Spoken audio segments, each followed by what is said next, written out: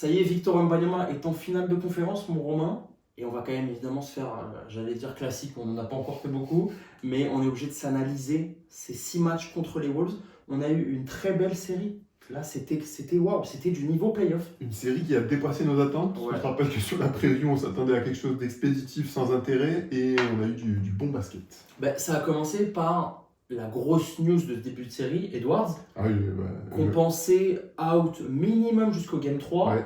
Et on s'est dit, bon, s'il y a déjà 2 ou 3-0, ils vont le coffrer, on va pas le voir jusqu'à l'été prochain. Ouais. Et bah finalement, apte. Ouais.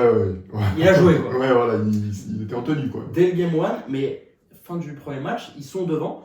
À ce moment-là, moi, fan des Spurs, et toi qui attends cette finale de conférence OKC Spurs, on se dit, attends, est-ce que ça peut pas puer là? Est-ce qu'il peut pas se passer un truc? Parce que quand ils prennent le game 1, la tendance s'inverse très vite, quoi, où il se passe quelque chose. Il se passe quelque chose, ça c'est indéniable, parce qu'en plus on a rapidement la news sur Dosunmu aussi, Oui. qui va revenir assez vite, qui change 2-3 trucs aussi en attaque. Après, moi j'ai vu pas mal de... Bon, je suis encore jeune, hein, mais j'ai vu pas mal de playoffs dans ma vie, tu vois, ça va faire peut-être 10 ans que je regarde les playoffs. Sur des Game 1, ça peut quand même souvent arriver qu'il y ait des surprises, des trucs un peu bizarres et que ça se règle après. Donc je surréagis jamais sur un Game 1. Après, moi j'étais le premier à dire que les Spurs gagneraient 4-0, presque Edward Zupa à 50%, tu vois. Okay. Donc c'était, oui, quand même une grosse surprise là, ce match 1. On se dit, on va avoir une série, quoi. Globalement, dans la série, bon, celui qu'on a le plus suivi, c'est Wembanyama. Il passe complètement à côté de son Game 1 offensivement, où il ne met pas un panneau dedans, 0 sur 8 à 3 points. Par contre, défensivement, du début à la fin de cette série, wow. Ah ouais. Là, Victor, il fait une série défensive. Ah, il aura pourri la vie. En fait, moi, ce qui m'a choqué, c'est il venait, c'est-à-dire que souvent les Wolves, il y avait un drive, donc ils cassaient le premier rideau, Wemby venait gêner, il faisait les bons choix à la bonne passe, et Wemby était voilà en fait au cercle, en fait c'était injouable, et moi qui regarde les matchs en américain avec le League Pass, tu vois, les commentateurs en fait ils soulignaient ça à chaque fois, c'est-à-dire qu'en fait tu ne peux pas faire le bon choix en fait, parce qu'il est tout le temps là. Donc il y a eu la polémique quand même des contres illégaux là, sur le premier match, j'ai vu. Qui était marrant. Parce qu'il finit à quoi, 12 contre 12 contre, record historique. Délirant. Premier match, deuxième série, il est en début de playoff, il sort déjà des matchs comme ça. Je sais plus exactement qui a dit ça, je me demande si c'est pas Reggie Miller. Il a expliqué que pour lui, Victor Wembanyama ne terminerait pas meilleur contreur de l'histoire de la NBA. Pourquoi ? Parce que les mecs ont peur de shooter devant lui. Et en fait, Wemby, c'est ça. Premier match, il met 12 contre. Donc derrière, il en met tout de suite beaucoup moins. Pourquoi ? Parce que les mecs, ils vont moins le défier. Ils prennent la température et ils se disent, d'accord, donc si on fait ça, il va nous en contrer 15 par match. Et donc, soit tu Michael Ney, quand il allait proche du panier, le pauvre, il a trouvé un peu d'adresse à 3 points, heureusement. Mais sinon, on l'a presque pas vu des playoffs. Mais Dosunmu, tous ces mecs-là, dès qu'ils s'approchaient un peu du cercle, tu vois l'ombre de Victor, tu te bats. Et c'est là où, évidemment, le gros problème de cette série pour les Wolves, le mec qui peut défier dans la raquette Victor, il y en a beaucoup, et c'est surtout Rudy Gobert, qui offensivement, mec, j'ai vu ce tweet, ça m'a fait mal, mais je crois que je suis pas loin d'être d'accord. Est-ce que Rudy est pas le titulaire NBA le moins fort offensivement ? Il y a le débat. En tout cas, on va dire dans le titulaire NBA assez reconnu, tu vois, qui a quand même un certain standing. En termes de bagage. En fait, il n'a rien, quoi. À part attraper des alley-oops et poser des écrans. Pas de qualité de passe, pas de qualité de main, pas de shoot. Et il m'a un peu étonné sur le Game 1, où je l'ai vu un peu touché, là, un peu Tyrese Maxey. Ça s'est très vite calmé. Mais c'est vrai. C'est compliqué. Allez, à la limite, ce qu'on peut lui mettre en avant pour Rudy, il shoot mieux au lancer franc que certains. Que Robinson, que Nick Claxton. Mais faut les chercher. Je pense que le hack Gobert est moins fort sur Gobert que sur Robinson. Et bon, allez, à la limite, Gobert a eu quelques lancers, je crois qu'il tourne presque à 70%. C'est pas si mal. C'est les pourcentages de Castle, par exemple. Je crois qu'il finit à moins de 80%. Ah ouais, non, mais 70% pour un big, c'est pas. Et un big qui est Rudy Gobert. Ouais, bien sûr. Mais si on veut encore, avant de reparler de Wemby et des autres, pousser un peu sur Gobert, je lui ai trouvé beaucoup de qualité dans ce début de playoff. De série, peut-être galvanisé par ce qu'il a fait contre Jokic. Pas mal de points, mine de rien, pas mal de rebonds, notamment offensifs. Et plus les matchs passaient, moins il avait d'impact. Il finit le Game 6, donc le dernier, à 22 minutes. 4 points et 3 rebonds. Ouais. De toute façon, la stratégie de Finch sur le match 6, c'était clair. Il voulait plus de Gobert en même temps qu'il y a Wemby. C'était clair, c'est-à-dire qu'on joue small quand il y a Wemby et big quand Wemby n'est pas là, donc avec Cornet. Et bon, c'était l'aveu de faiblesse. quoi. Ouais. Tu vois, tu sais que t'as rien à faire en fait. Gobert te limite beaucoup trop et t'apporte trop peu en défense quand il y a Wemby, quoi. Est-ce qu'il n'y avait pas quelque chose à faire avec ce Nasrid qui était quand Edwards n'avait pas son coup de chaud, c'est lui. C'est par lui que ça passait. Sur le match 6, c'est lui qui les maintient dedans. Il envoie 2-3 filoches dans des shoots improbables. Là où il est quand même curieux ce joueur, parce qu'il a un bagage qui n'est pas du tout en adéquation avec son physique et son reste, c'est clair. Les ball fakes qu'il fait là, avant de prendre ses 3 là-dedans. Beau joueur. Ah ouais. Et tu sais, il a un peu la mécanique de shoot, un peu comme la Melo Ball. Tu sais, très peu de sauts. Et t'as le sentiment qu'il chute un peu de travers aussi. Exactement. Un peu comme ça. C'est vrai que c'est ça.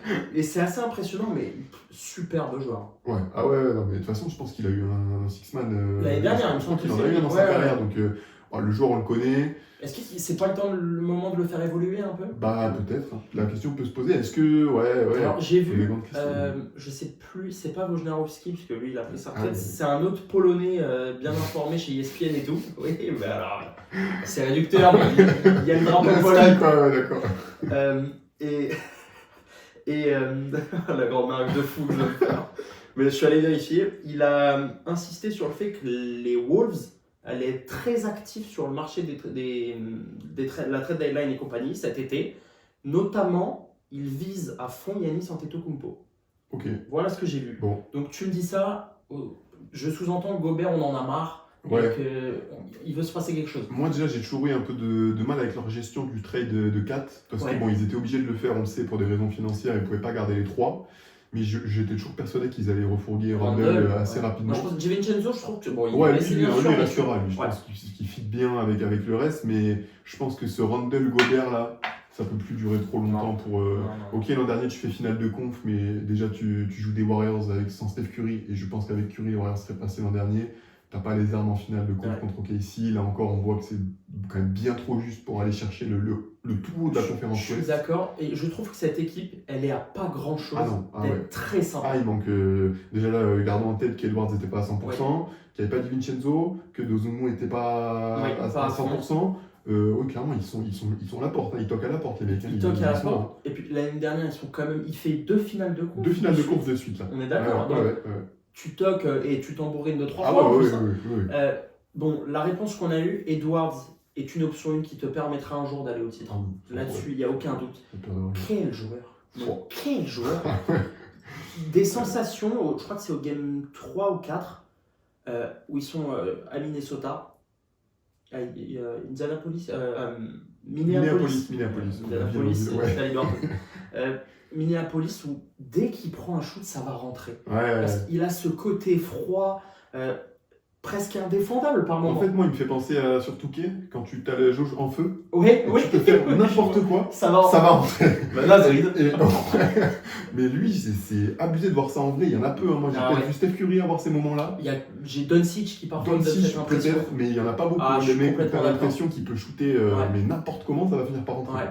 Franchement, Kawhi parfois me fait cette impression. Peut-être aussi, mais c'est différent. Je suis complètement d'accord. Mais ouais, non, c'est incroyable. Et tu le sens en plus. Tu sens que ça va rentrer. Mais bon, ce qui a manqué au Wolves, c'est que ce Edwards-là, à 60%, 70%, je sais pas, les Wolves avaient besoin d'un exploit pour gagner de 3. Le problème, il est là. C'est que dès qu'il y avait tout le monde présent, là où les Spurs ont été très forts, ils ont très bien commencé tous les matchs. Tous les matchs, Game 5, Game 6, bam, au bout de 5 minutes, 10 points d'avance. Et là, tout de suite, tu tues la salle, tout se passe bien.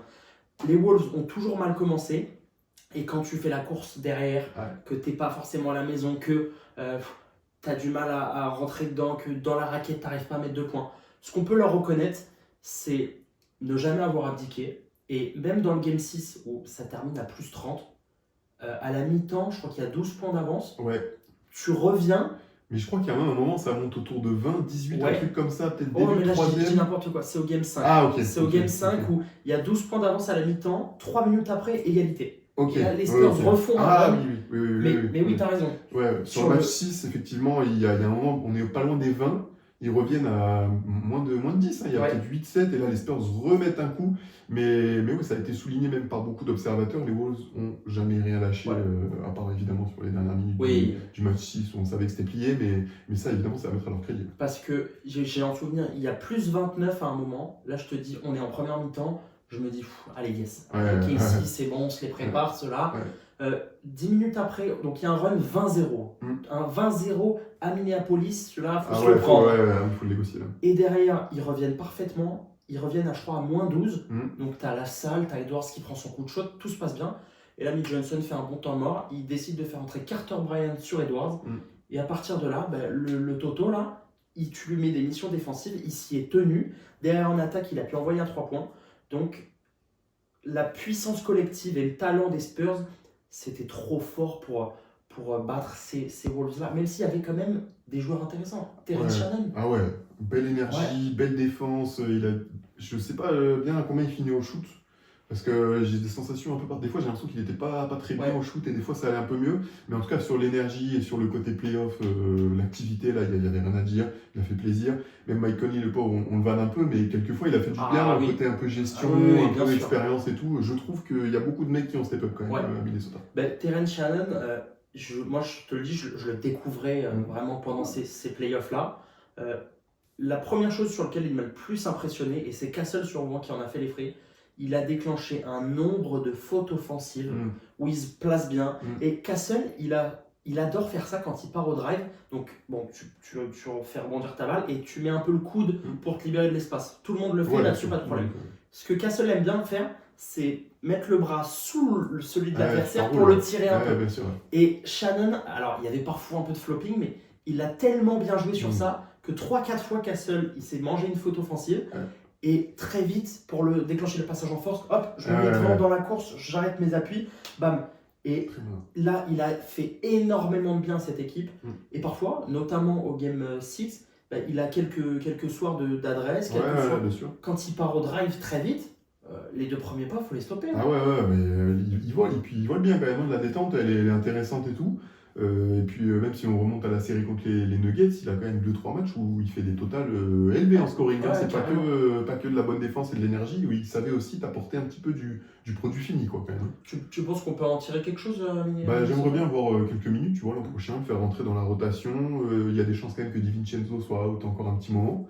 Peut-être que c'est sa chance d'aller chercher un nouveau statut là-bas, quoi. Parce que quelque chose qui était aussi assez frappant, le Game 2, donc toi tu avais raison de ne pas t'affoler, puisque les Spurs ont gagné très largement, plus de 30 je crois, et tout le monde, et en plus minus côté Wolves, moins 33, moins 26, moins machin. Et t'as Terrence Shannon qui a plus 19. 19 c'est énorme, hein.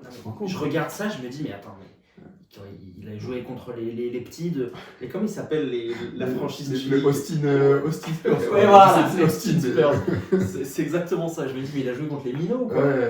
Donc, il y a vraiment quelque chose à en tirer. Il y en a un dont tu me parlais tout à l'heure qui t'a un peu déçu, c'est Jaden McDaniels. Ouais, Jaden McDaniels, parce qu'on l'avait dit dans la preview, on attendait lui, parce qu'on pensait qu'il n'y aurait pas Edwards au début, donc on pensait que c'était à lui de prendre les responsabilités, surtout après ce qu'il a fait contre Denver, et je trouve que ça a fait un peu pchit. Mais des deux côtés du terrain, en fait, je n'ai pas beaucoup aimé la série de Jaden McDaniels. Très très peu, je trouve, perturbateur en défense. Au final, j'ai pas l'impression que les Spurs aient eu un vrai problème McDaniels, tu vois. Et en attaque, je lui en veux peut-être moins, parce que c'est pas ce qu'il est naturellement amené à faire, mais peu d'impact aussi, quoi. Finalement, les Wolves n'ont pas trouvé, alors c'était par moment Nasrid, mais ce mec capable de prendre le relais quand Edwards, soit il n'a pas de coup de feu, ou alors il est sur le banc. C'est là qu'on parle quand on disait il leur manque pas grand chose, cette peut-être deuxième star, parce que Randle c'est trop léger, Gobert c'est pas son rôle, et c'est peut-être là en fait qu'il leur manque. S'ils arrivent à s'accrocher sur ces minutes de moins bien, c'est plus la même chose. Complet. Et parce que le problème, on va y venir sur les Spurs, on va en faire des montagnes, ça ne veut rien dire, mais vous m'avez compris. C'est que cette jeune équipe des Spurs, elle laisse 0 seconde de repos. Si tu as un coup de mood pendant un match, tu vas t'en prendre 10 d'un coup. Et ça, c'est vraiment, je trouve, quelque chose qui marque sur les équipes dominantes et costauds. Non, je suis d'accord avec toi. Ce que j'ai beaucoup aimé aussi, si on est toujours dans le registre un peu mental, c'est à chaque fois que les Wolves sont revenus un peu, ont fermé le gap sur beaucoup de matchs, pas de panique. On leur mets 15-20 dans la tête juste derrière. C'est pas si évident que ça à faire. Tu Alors. peux facilement commencer à paniquer quand tu as Edwards qui commence à partir un peu en sucette. Tu peux commencer un petit peu à oublier tes principes. Il y a eu souvent des temps morts. Mitch Johnson, je sais pas ce qu'il leur dit pendant les temps morts, mais ça a l'air de marcher. Quel coach, lui. Ouais. Puis il a sa grosse voix. La voix, c'est la voix qui est impressionnante. Ouais. Et tu reviens et tu leur mets Comme ça, le clébard. Et tu leur mets 20 points quoi, à chaque fois. Et tu te dis, bon, bah ok, les mecs ont de la ressource. Quoi. Et c'est marrant parce qu'en parlant de Mitch Johnson, j'ai écouté son discours d'après série contre les Wolves. Il parle un peu de la série contre les Wolves, ok, bravo les gars, mais tout de suite, il parle de KC. Hein, parce que cette équipe-là, cette jeune équipe-là, elle est destinée à aller très loin.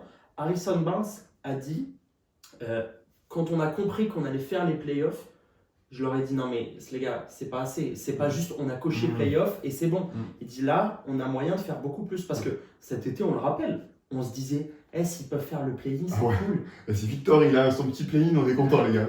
Vous vous rendez compte? Et aujourd'hui, ils vont avoir peut-être 40% de chance, 35% de battre OKC, le champion en titre. Oui, mais en tout cas, tu vas te donner une chance crédible de battre OKC champion en titre. Et j'ai envie de te dire que si tu le fais, tu seras quand même pas loin. Tu auras fait le plus dur. Allez, on va dire que tu auras fait le plus dur pour aller chercher la petite bagousse. Quoi. Si on se focus un petit peu plus sur ces Spurs, j'ai quand même envie de parler un peu de Julius Randle, qui est la grosse déception, je trouve, de cette série. Ouais.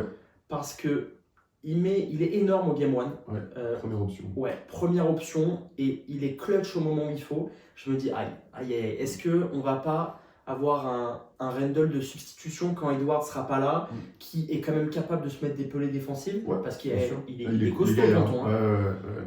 Et finalement... Ouais, compliqué. Après, je trouve que c'est un peu l'histoire de Julius Randle de sa carrière. C'est-à-dire que c'est un mec, on sait tout le talent qu'il a, on sait ce qu'il est capable de faire, mais dès que la montagne, dès qu'on arrive sur l'école hors catégorie, on va dire, bah, ça, des pourcentages ça mouline un peu. Et c'est pour ça que moi, j'en parlais tout à l'heure avec ce que je te disais par rapport à Kat. J'ai toujours du mal à voir Randle dans ce statut de numéro 2 à Minnesota. Pour moi, c'est insuffisant si tu veux aller au titre. Enfin, surtout dans la conférence Ouest actuelle. On n'oublie pas les Lakers aussi, hein, parce que l'an prochain, il va falloir se les farcir, les Lakers. Je trouve que ça fait un peu léger quand même d'avoir Randle en 2. Quoi. Donc j'espère qu'ils arriveront à en choper quelque chose cet été. Si c'est Giannis, bon, l'Ouest, ça va être un champ de mine, mais bon. Edward Giannis. Oh, quelle horreur. Ouais. Mais en tout cas, hâte. Côté, moi je sais pas pourquoi le premier nom qui me vient en tête, côté Spurs, on terminera avec Victor, c'est Dylan Harper, que j'ai trouvé énorme, notamment après la bévue Victor Wembanyama qui met son coup de coude, qui est plus de la partie. Waouh, il a 19 ans le tonton là. Il est plus jeune que nous, mais il fait preuve, comme Castle, comme Champagny, comme Keldon Johnson, d'une expérience, d'un côté peur de rien. On parlait tout à l'heure de Terrence Shannon qui allait très vite au drive et qui allait en main opposée ou quoi. Voilà, c'est encore mais alors, Dylan Harper est parfois le coup de chaud, donc son tir à 3 points, il va le prendre. Si derrière, il sent qu'il est un peu moins, il va jouer pour les copains. Enfin, il ne fait pas les erreurs qu'un rookie est censé faire. Peut-être qu'il les fera contre KC parce que le niveau va augmenter. Mais la série qu'il fait contre Minnesota, il m'a subjugué. Ouais, 57% de réussite au tir sur ses playoffs. Le mec fait peut-être quoi, 1m90. Je sais pas, il n'est pas très grand. Et puis il a matraqué la raquette des Wolves. Mais j'ai eu de la peine pour les Wolves à certains moments. C'est-à-dire qu'en fait, le mec il sentait le sang. C'est-à-dire qu'il arrivait, raquette, direct. Et très souvent, aucune réponse. Game 5, je crois qu'il prend 10 rebonds et 6 offensifs. Je me suis fait la réflexion aussi sur le match. Dylan Harper, c'est le mec le plus petit sur le parquet. Mais il a la dalle. La dalle. Il tient ça de son père, je pense. Parce que bon, le papa est quand même meneur emblématique des Bulls des années 90. Mais ouais, puis les gauchers, c'est beau, moi, il me fait penser à Ginobili en fait un peu. C'est-à-dire qu'il a ce côté step up dans les grands moments, il fait du bien. En plus, il est un peu en 6e, 7e. Puis très très soyeux. Je trouve qu'il a ce côté-là où il va peut-être pas te faire des chiffres, hormis quand il a ses coups de chaud, mais c'est pas un mec qui va prendre la première place sur la feuille de stats. Mais tu as le sentiment qu'à chaque fois qu'il est sur le parquet, ton équipe est mieux. Et l'année dernière, même cette année, du coup, on se posait la question, est-ce que les Spurs ont bien fait de drafté avec le pick 2, on se disait, il y a beaucoup de talent, ça fait beaucoup de jeunes, est-ce qu'il ne faut pas mieux le trader pour avoir peut-être mieux que Fox ou quoi Bah non. Bah non, Non, il non. fallait pas, non. Ah non. Mais même certains se questionnaient par rapport à Harper. T'avais déjà Fox et Castle sur les postes 1 et 2. À se dire, on va encore rajouter un mec là, poste 1 et 2. Oui, c'est oui, ce oui. qu'il fallait faire, messieurs. C'est absolument ce qu'il fallait faire. Ça me permet d'ailleurs de penser au fait qu'on est là, la finale de conf qu'on va avoir, on va peut-être avoir les 2 meilleures équipes en termes de draft, quoi. Si Oui. tu regardes, Oui, évidemment, oui, on va parler d'un bien Belge, sûr. Ouais. après, là, dans la preview, mais le feeling pour drafter, que ce soit Castle, Harper, Ouais. enfin, c'est. Non, c'est clair. Ouais. Même Chet, bon, alors Ouais, c'était ouais, très c'est un peu haut, plus évident, mais mais ouais. c'est des bons picks, Ouais, c'est des ils se mecs trompent pas. que tu Ils se trompent rends pas. fiables. Ouais. Et c'est la force de. Comment il s'appelle le GM de Christie? De Christie. De Presti, au Thunder Sam Presti. Sam Presti. Doug Christie. C'est qui déjà lui? Doug Christie, c'est un ancien allié des Kings dans les années 2000 Mec. qui commente les matchs à la télé maintenant. Il a mis Je Doug. sais pas pourquoi son nom est venu Bah, en écoute, tête. il a mis comme ça. Sam Presti, bien sûr. Globalement, ces deux équipes tournent trop bien. Ouais. Et le dernier match de Stephen Castle. Ouais. Mais, Alors après, il va falloir parler de la stratégie des Wolves. On est d'accord. Globalement, je trouve que Castle était peut-être le joueur qu'on attendait le plus en dedans, avec de grosses guillemets. Je le trouvais. Donc parfois, il se faisait avoir par Terence Shannon sur des fautes offensives. Parfois, il perdait un peu le ballon. Et globalement, on sait que Castle, c'est pas un mec qui va te mettre 35 points. Non, c'est pas son. Bon, défensivement. Ouais. Et j'ai vu un mec qui est-ce que tu as un souvenir de Castle qui shoot tu sais, avec un seul pied d'appui? En fait, il saute toujours avec les 2 pieds. Ah ouais? Tu regarderas bien quand Ok. il dunk ou quoi. Non. Hop là. C'est jamais c'est toujours les 2 pieds décollés. Tu regarderas C'est bien. incroyable. Ouais. Ah ouais. Et je me dis, mais attends, mais je l'ai déjà sauté une seule fois, avec un seul pied, quoi. Non, tu feras gaffe, dès qu'il veut dunker ou quoi, les 2 pieds, tout le temps. Et c'est assez impressionnant. La série qu'il fait, elle est très propre. Elle est conclue par ce Game 6 où il est en apothéose de sa série. Ouais. C'est lui qui a amené un peu le côté aussi bonne bagarre, dirty. Ouais. Et ça a fait du bien aux Spurs. Ah, ça a fait du bien parce qu'il est physique, Ouais. il est intense, et des 2 côtés du terrain. Et contre les Wolves, qui on savait aussi aller dans ce combat-là, il a été là. Je tiens à souligner aussi qu'il n'a jamais dégoupillé. Il est insortable. Il me fait penser un peu à Shea justement dans ce côté-là. Les mecs, ils tentent de mettre un peu des bumps, des trucs comme ça. Il est imperturbable, même sur. Tu vois, tu parles de ses fautes là, offensives sur Shannon. J'ai pas l'impression qu'il ait été frustré plus que ça par ça, tu vois. Et il est jeune aussi. Hein. Donc c'est aussi à mettre à son crédit de savoir rester dedans quand même. Parce que là, je me dis, le trio qui est en train de se former, Fox, on en reparlera. Harper, Castle, Wemby, donc 3 mecs draftés par les Spurs, le 1, le 2, le 4. Alors ok, c'est des hauts postes, mais là, tu as peut-être créé un trio. Ouais, bah le nouveau, quoi, j'ai envie de dire. On avait Parker, Ginobili, Duncan dans les années 2000. En termes de talent, là, je n'arrive pas à leur mettre de limite. Ouais, de talent, de mentalité, de beaucoup de choses. Par exemple, la mentalité, c'est important, parce que le talent, NBA, il y a presque 30 équipes qui l'ont, tu vois. Ouais. Mais la mentalité, les mecs, comme tu disais, en fait, il n'y a pas de temps mort avec eux, quoi. C'est-à-dire que si tu t'arrêtes 10 minutes, bah, tu vas prendre 20 pions dans la tête. Et l'avantage que tu as avec Castle, c'est qu'il sait jouer une quantité de postes, une quantité de rôles. Parfois, quand Fox, on en reparlera de Fox, moi j'ai un peu de mal avec lui, même si il a très bien terminé sa série. Il est capable d'être ce meneur gestionnaire qui, ok, là on se prend un coup de chaud dans la gueule, on va calmer les choses, on va poser le jeu et je vais jouer pour les copains, tout en étant un chien de garde sur les lignes extérieures défensivement. Ouais, bah, je pense que Mitch Johnson d'ailleurs le sent ça, et il a un petit peu ce taf de capitaine, tu vois, si ça pouvait, bon ça n'existe pas au basket, mais s'il y a un peu ce rôle-là tu sens que le mec il tient la baraque, quoi. Il est au gouvernail, et je pense qu'il a aussi un côté très alerte de savoir ce que tout le monde doit faire sur le terrain, en fait, d'être capable de guider et tout, et je pense que ça c'est hyper important quand on arrive dans les périodes dans lesquelles on va arriver là. Sachant que c'est des mecs qui jouent parfaitement autour de Wemby. Avant de terminer évidemment par Wemby, j'ai envie de parler de ces role-players un peu plus là, donc Vassell, Keldon Johnson, Cornet. J'ai été honnêtement un peu déçu de Cornet. Je pense que le match-up l'aidait pas sur cette série, parce que si tu t'alternais sur du Reed, Gobert, ce sera pas aussi dur tout le temps quand même. C'est vrai, mais alors si ce n'est le match où Wemby se fait exclure, je l'ai trouvé vraiment dedans, et en fait dès que Victor sortait, bah, t'étais à plus 15, Victor il revenait, on avait plus que 3 points d'avance. Mais c'est un peu un schéma qu'on a vu aussi contre le Thunder, je trouve, quelques fois cette année. En régulière, très souvent, Wemby sortait, ça recollait, c'est il vrai. revenait, ça repartait. Donc c'est peut-être aussi quelque chose à corriger, peut-être. Il a quand même bien terminé la série, puisque même quand Victor il fait un dernier match sérieux, propre, appliqué, mais étant donné que le match il s'est assez vite terminé, bah, Cornet a eu pas mal de temps de jeu. Et bon, bah, mine de rien, c'est pas un génie du basket, mais quand il faut choper le rebond offensif, il va le prendre. Son lancer franc important, il est capable de le mettre. Il est intéressant, il fait du bien aux Spurs. T'as regardé le garbage time sur le match 6?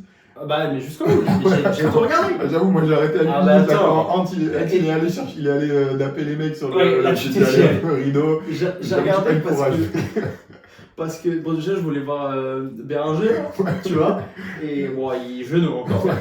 Et tu sais, étant donné que je faisais des petits posts sur le match, il fallait le score, tu vois. Oui, c'est vrai que c'est mieux. Bon, allez, je regarde jusqu'au bout. Ah, j'aime le sport, hein.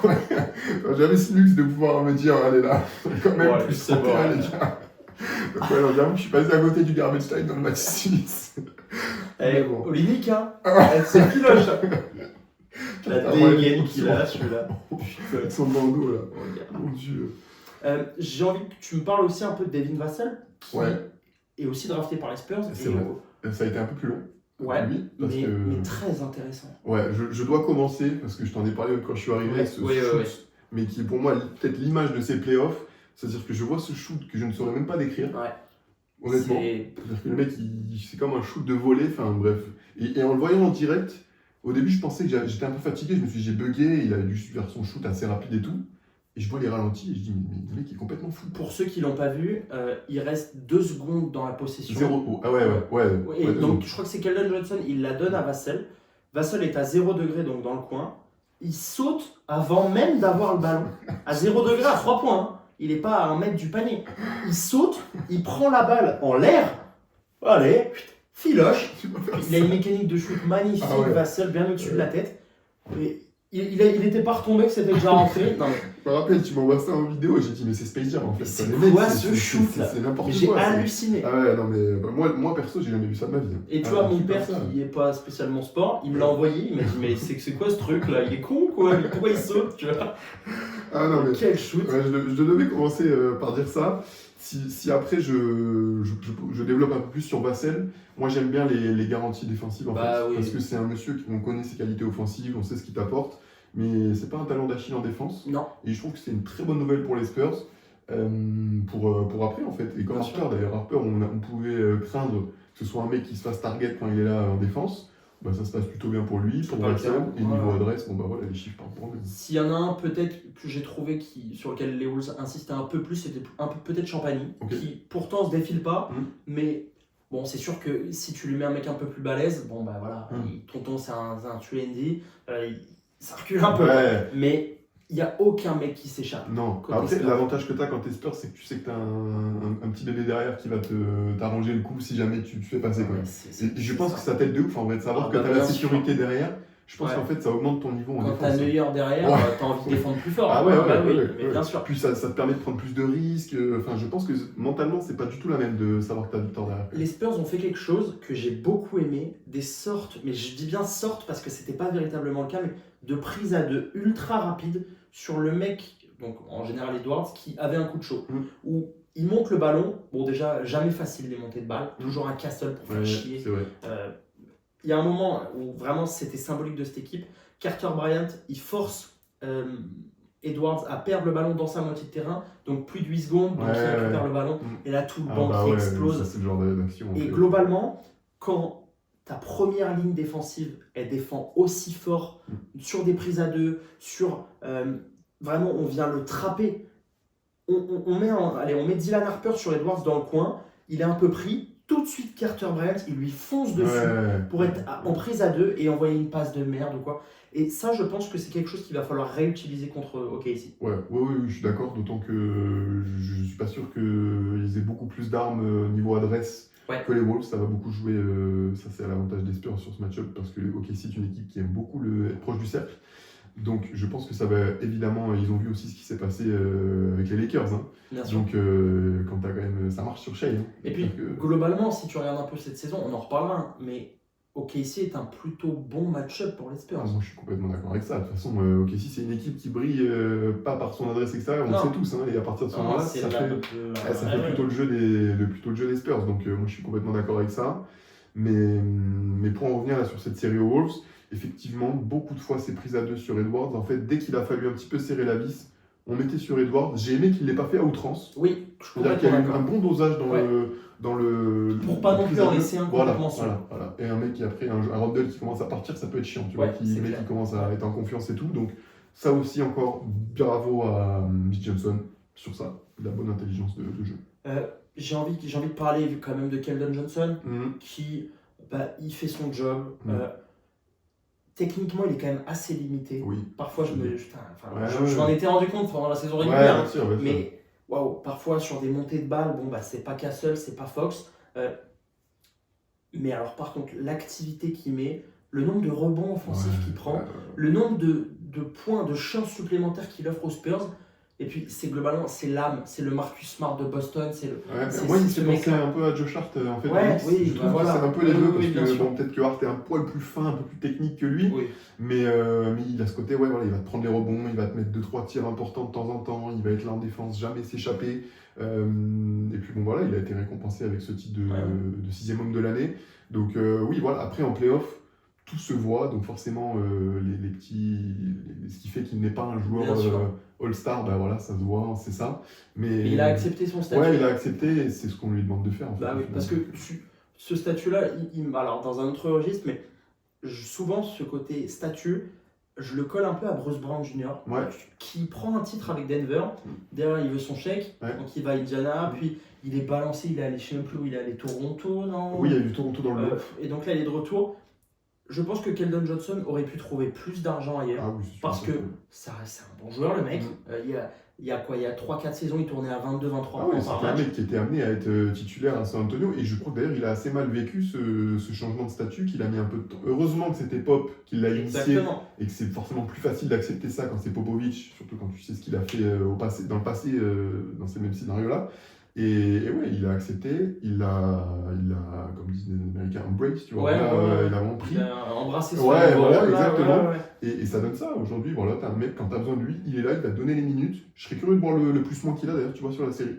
Ou même sur les playoffs. Mais ouais, non, encore une fois, des bonnes choses à dire quoi, sur Ouais, Keldon je suis Johnson. complètement d'accord. Et forcément, on va peut-être terminer ce retour de playoff, cette série gagnée par les Spurs 4-2, par De'Aaron Fox, qui est un joueur clivant, Ouais. qui moi me tend 80% du temps. Ouais.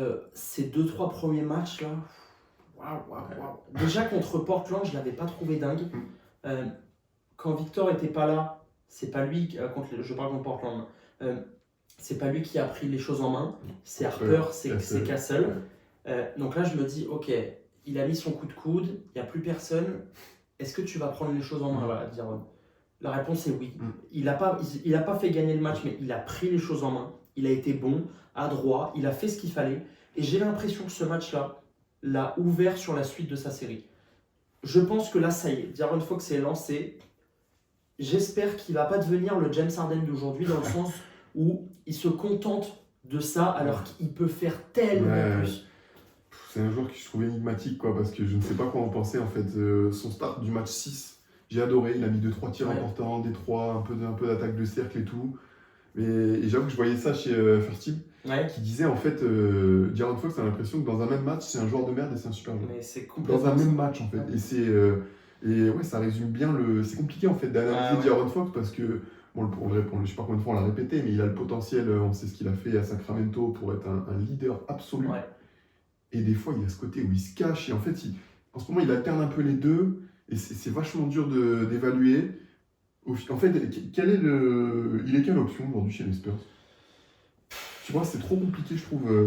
J'ai envie de te dire troisième. Ouais, parce que troisième option. je mets Castle devant lui. Mais sur le papier, et même financièrement, sur les lignes de paye, il est 1. Et puis, si on parle aujourd'hui des lignes de paye, il est premier. Parce que Fox, l'année prochaine, il va toucher presque 60 millions la saison. Et je crois qu'il termine à 62. Alors j'espère dire des bêtises, mais j'ai 68. Donc c'est le salaire d'Embiid quand il a signé MVP.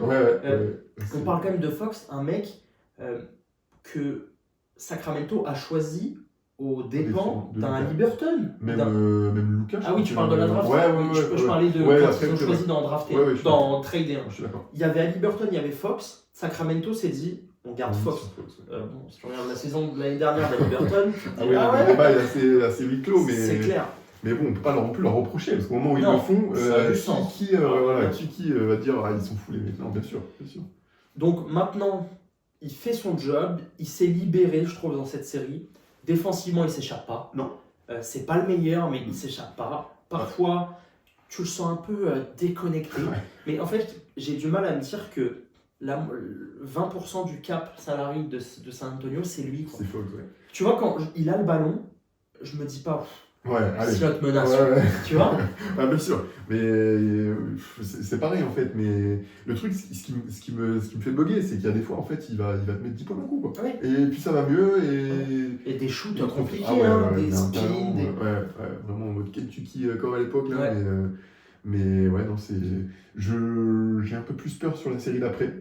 Parce que je pense que cette espèce de demi-teinte là, je suis pas sûr que contre le Thunder tu puisses vraiment t'amuser. T'as peur pour lui? Ouais, pour lui, je parle pour lui. Ouais, pour lui. Je suis assez d'accord. Je suis pas sûr que tu puisses te permettre d'être entre guillemets sur courant alternatif face à une défense comme celle du Thunder. Si t'as un Clayson sur le dos, mon ami, il va s'amuser avec toi. Et t'as pas intérêt à perdre des ballons et tout ça, parce que bon, on en reparlera après, mais ouais, non, je suis curieux de voir ce que ça va donner contre OKC là. Si les Spurs veulent titiller, accrocher, battre OKC, il va falloir un Fox qui tourne à plus de 15 points par match. Même 20, j'ai envie de te dire, franchement. Parce que là, tu peux essayer de me trouver son nombre de points par match. Je te file mon ordi, parce qu'il n'y a pas le Wi-Fi. Tu vois.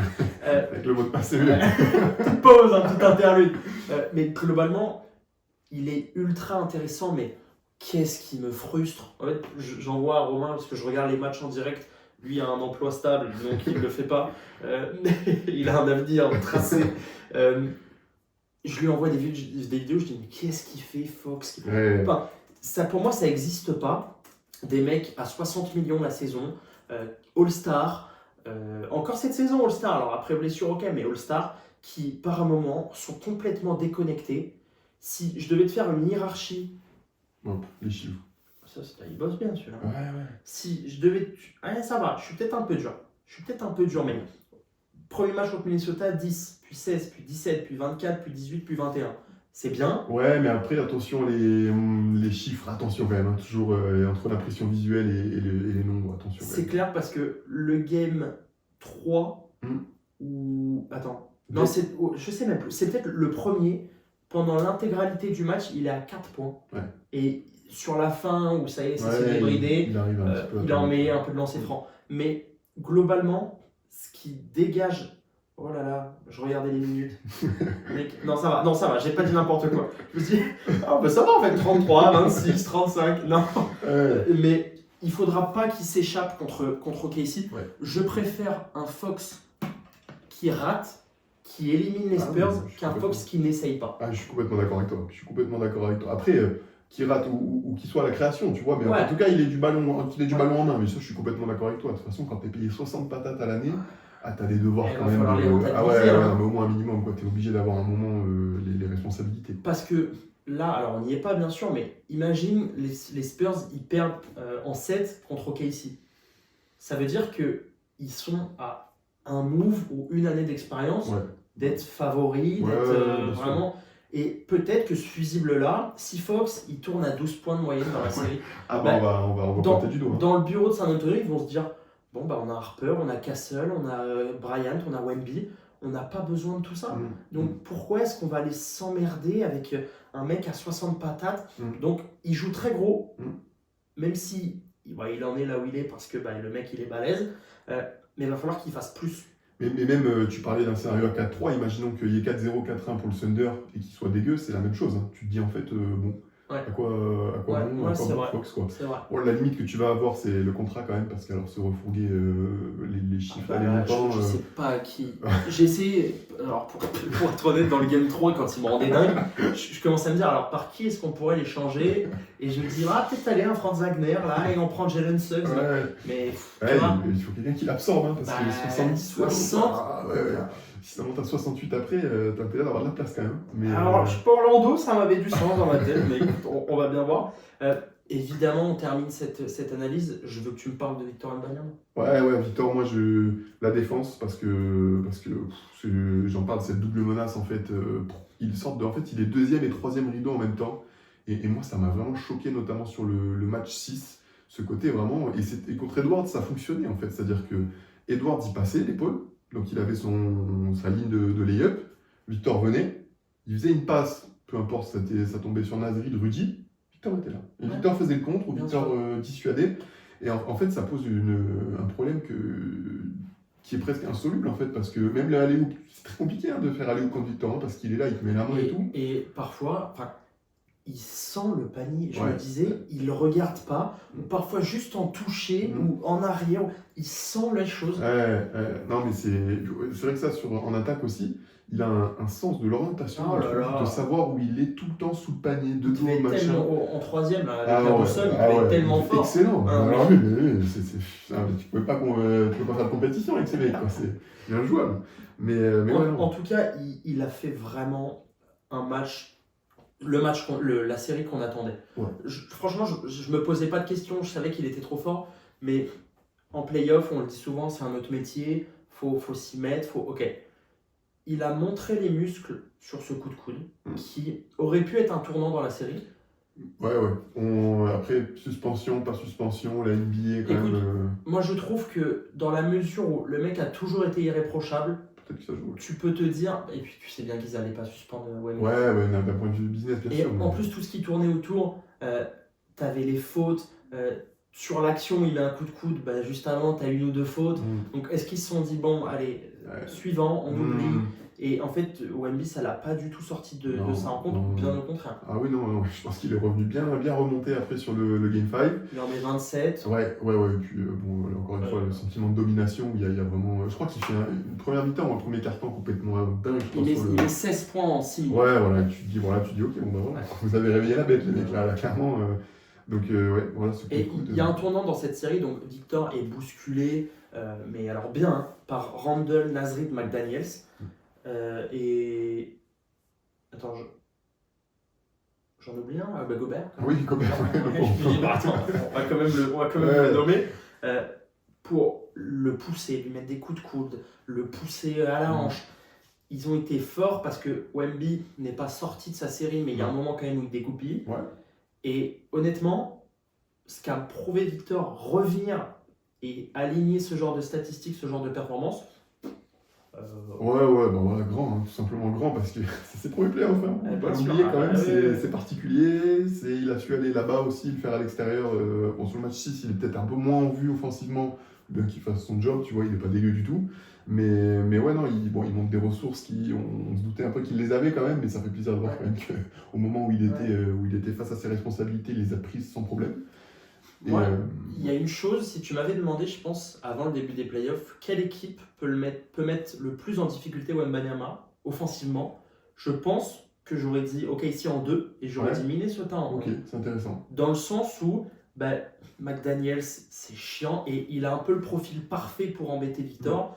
Plus petit que lui, mais gaillard et malin. Ah ouais. Et puis t'as Randle et t'as Nasrid, et même si Nasrid c'est moins collé quand même sur Victor, quand fallait venir trapper à 2, il fait souvent et il l'a senti. T'as Gobert, donc globalement t'avais sur le papier tout ce qu'il faut pour au moins mettre à mal Victor. Ouais, je suis d'accord. Après, je sais pas ce que disent précisément les chiffres, mais je pense pas qu'ils se sont un carton en point de Victor, tu vois. Mais en fait, j'ai le sentiment qu'ils n'ont jamais réussi à vraiment l'embêter. En fait. C'est-à-dire, quand il a eu besoin de mettre ses petits points, ses petits trucs, il les mettait sans aucun problème. Et puis après, quand t'es Victor, t'as quand même cette solution. Des fois, j'ai eu un peu cette impression que les Spurs, ils savent pas quoi faire. T'as Victor en dessous, débrouille-toi. Et bon, mais c'est une force. Hein. Bien sûr, il faut pas s'en priver. Dans une série, il y a forcément un moment où tu es en difficulté. Là, à 2-2, le match 5, 5, il ouais. est ultra important, hein. Ah, t'es bien content d'arriver avec un victoire à 16 pions en 6 minutes et plus je ne sais pas combien à la poule. Exactement, parce que en plus derrière, ils reviennent très vite dans la Ouais. rencontre. Donc, heureusement que tu as un mec aussi fort. Et globalement, ces Spurs ont joué autour de lui, mais n'ont pas vécu qu'autour. Parce que une fois qu'il est exclu, mais le match, il n'est pas fini, hein. Ah ouais, bien sûr. Et pendant longtemps, ils sont devant. Ils se font crucifier par Edwards, qui est Ouais, en bah, apothéose. voilà. Mais c'est là le résumé de ces playoffs-là et de cette série-là. Si Edwards n'est pas en apothéose, tu ne gagnes pas contre ces Spurs. Il fait 2 top matchs, bah, ils prennent 2 victoires. Ouais, et puis bon, il y a un petit peu le miracle du Julius Randle sur le match Ouais. 1, tu vois. Bon, allez, le match 1, à la limite, c'est un match 1, il se passe des fois des trucs bizarres sur les matchs 1, et pourquoi L'expérience pas. des playoffs. Ouais, pourquoi pas. Le match 4, oui, clairement, tu le dois uniquement à ça. Ouais. Je pense que sinon, c'était réglé en 5. Je suis assez d'accord. La meilleure équipe à gagner. Oui, sans aucun doute. Ouais. Sans aucun doute. Et moi, ce dont je suis vraiment content, c'est que, il n'y a pas de blessés Oui. côté Spurs. Ça veut dire qu'on va les avoir à 100%, et ça, j'en suis ravi. Et 2, que maintenant, ils ont montré qu'ils ont le niveau pour nous proposer une vraie série face à OKC. Complet. Et on va en parler dans la prochaine vidéo, puisque ils vont se rencontrer en finale de conférence. Il y a eu 6 matchs entre les deux cette saison. 5 victoires. 5, non? Je crois que c'est 6. C'est 6 matchs? Ok. Ouais. Je crois qu'on était sur du 4-1. Ouais. J'avais vu 6 et 5-1 pour les Spurs. Ok. Je suis sûr, c'est que le Thunder en a pris 15 seul, Voilà. ça j'en suis sûr. C'est vrai que 6 ça paraît beaucoup, mais ils se sont joués une season tournament et. Mais Non, j'avais ouais, vu non, ça. je pense que c'est 5. Ok, c'est 4 5. Alors, et je pense que On c'est dit qu'ils 4, en ont hein. pris 4. En tout cas, ils en ont gagné bien plus Ouais. et ils en ont perdu très peu. Ah oui. Donc, on va voir ce que ça va donner parce que là, c'est quand même autre chose. Ouais. Et on en parle dans la prochaine vidéo, mon Romain. Allez, prochaine vidéo.